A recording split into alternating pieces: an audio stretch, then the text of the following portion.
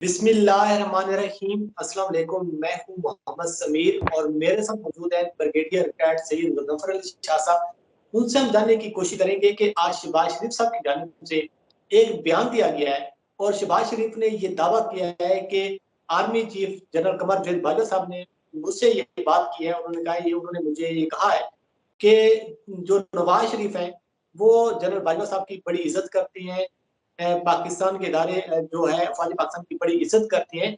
तो इस हवाले से आज की वीडियो में हम बात करेंगे कि नवाज शरीफ के हवाले से जो शहबाज शरीफ आप ये क्लेम कर रहे हैं, जो दावा कर रहे हैं, लेकिन अगर हम माजी में देखें, आपको गुजरांवाला का जलसा याद होगा, आपको क्वेटा का जलसा याद होगा, उसके बाद जो लाहौर में वर्कर कन्वेंशन याद होगा और आपको वो जलसे का वो किताब भी याद होगा जिस जलसे में नवाज शरीफ ने जनरल बाजवा साहब का नाम लेकर ये बात की कि जनरल बाजवा साहब आपको जवाब देना पड़ेगा, ये 2018 के जो इंतखाबात चोरी किए हुए हैं। तो बहुत सारी बातें हैं जो आपके सामने हैं। तो ये अचानक ऐसा क्या हुआ कि वो मुस्लिम लीग नून जो वोट को इज्जत दे रही थी और ये कह रही थी कि जो सारी बातें मैंने आपके सामने रखी हैं, तो अचानक ये जो टून तब्दील हुई है, इसकी वजूहत क्या है? तो सर, सबसे पहले तो आपके वक्त देने का बहुत बहुत शुक्रिया। थैंक यू, बहुत शुक्रिया। सर, आपने भी आज वो बयान यकीनन सुना होगा शहबाज शरीफ का। तो सर, क्या ये क्या वजूहत है सारे, ये एकदम अचानक ये तब्दीली कैसे है ये सर? बहुत बहुत शुक्रिया ज़मीर। असल में चूँकि आपने एक स्पेसिफिक बात कर रहे हैं और वो स्पेसिफिक बात जो है वो उसका ताल्लुक़ है आर्मी चीफ जनाब जनरल कमर जावेद बाजवा के साथ। अब आर्मी चीफ का ओहदा आपको पता है किसी भी मुल्क में, सिर्फ पाकिस्तान नहीं बल्कि आप दुनिया के किसी भी मुल्क में चले जाएं, इवन जो बहुत एडवांस्ड ममालिक हैं, जो बहुत तरक्की याफ्ता ममालिक हैं, जिसमें अमेरिका, जर्मनी, फ्रांस, बरतानिया सर फहरिस्त आते हैं, वहाँ जो जो पॉलिटिकल पार्टीज़ होती हैं, जो सियासी जमातें होती हैं, या जो मुल्क के जो वज़ीर आज़म या आला ओहदों पर जो फाइज लोग होते हैं, चाहे वो उन ओहदों पे फाइज हो, चाहे उन ओहदों को छोड़ दें, वो कभी इस ऑर्गेनाइजेशन के जो हेड होते हैं, आर्मी चीफ हो गया, नेवल चीफ हो गया, एयरफोर्स का चीफ हो गया, chairman joint chief of staff हो गया जो अमेरिका में होते हैं, उनको कभी क्वेश्चनेबल नहीं बनाते हैं। अगर उनसे उनकी कोई परख ज़ाती रंजिश भी होती है या कोई ऐसा भी उनके जहन में ख्याल होता है कि जी इन्होंने हमारी बात नहीं मानी, तो वो उसको उसको बड़े सोफिस्टिकेटेड तरीके से उनके मुंह पे कह देते हैं। लेकिन पीठ पीछे बुराई करना और पीठ पीछे अपना सौदेबाजी करना, ये इससे उनका ताल्लुक नहीं होता। शहबाज शरीफ की जो आप बात कर रहे हैं, वो शख्सियात परस्ती से जो तीस ताल्लुक रखती है, ये किसी पढ़ी लिखी सोच को नहीं, एक जाहिलाना, एक सतही, एक बहुत ही नीचे दर्जे की सोच को जाहिर करता है कि आप बैठ के ये कहें, ये जानते हुए, ये पहचानते हुए कि नवाज शरीफ ने जो ज़बान इस्तेमाल की है और जिस जलसे का आप रेफरेंस दे रहे थे, और उसके बाद मुख्तलिफ मौके पे जो उन्होंने जमाया, जो कुलसूम उनकी बेटी क्या नाम है उसका, मरियम, जो ज़बान इस्तेमाल करती, उसका पूरे पाकिस्तान को पता नहीं है।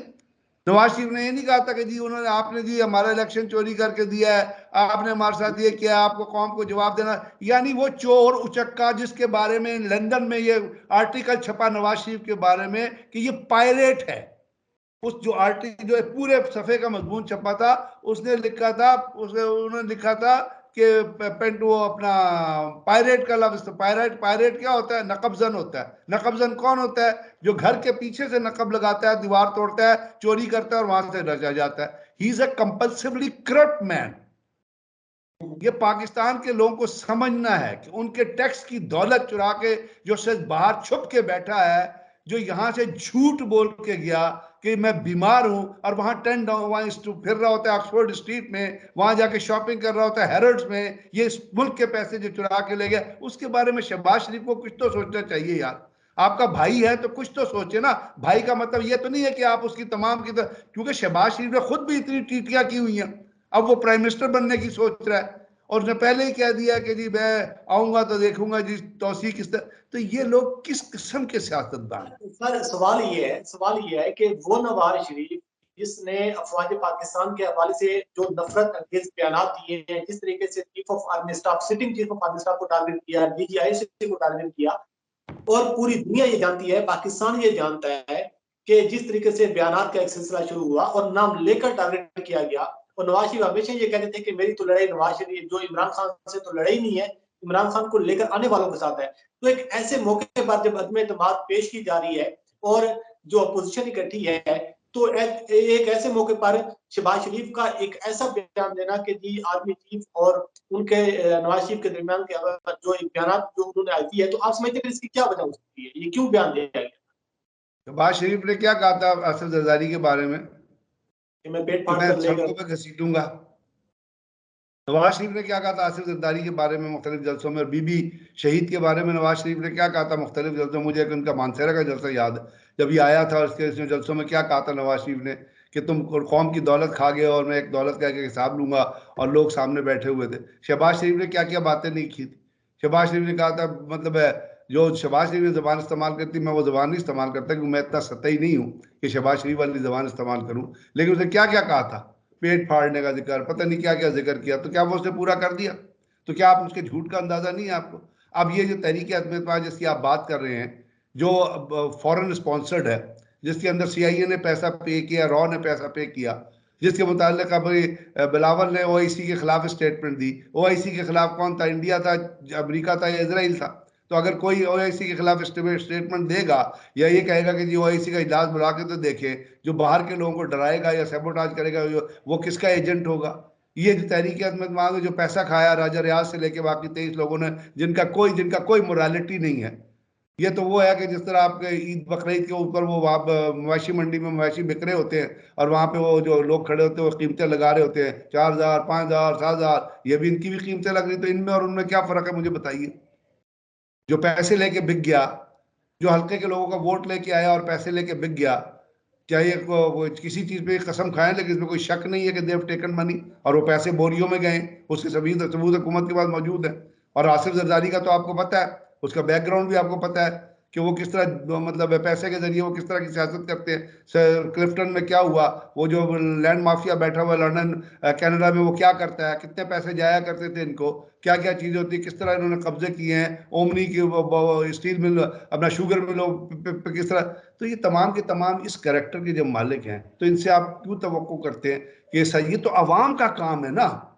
असल में दुख की बात यह है, लेकिन सब जो जमीर, बात सबसे बड़े अफसोस की बात यह है कि हमारे यहाँ लोग इनकी बातों को बाय करते हैं क्योंकि उनके इंटरेस्ट या अपना रिप्रेजेंटेटिव बनने से वाबस्ता है या इनकी खुशामद से वाबस्ता है।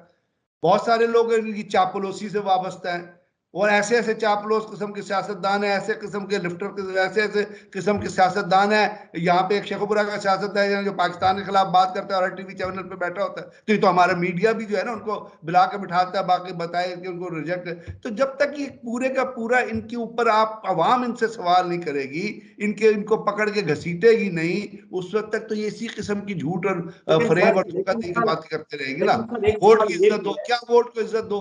वोट को सर, इज्जत दो ये कि आप ये पैसे चुरा के ले जाए और बाहर जाके खा ले, कहीं कोई हार खरीद लेता है, कोई फ्लैट खरीद लेता है, ये वोट को इज्जत देने की बात है? अवाम को कुछ तो सोचना अवाम को ही चाहिए ना। अगर अवाम नहीं सोचे तो वो भी उसी तरह है जिस तरह लीडर है, फिर तो माशरा इसी तरह चलेगा जिस तरह चल रहा है।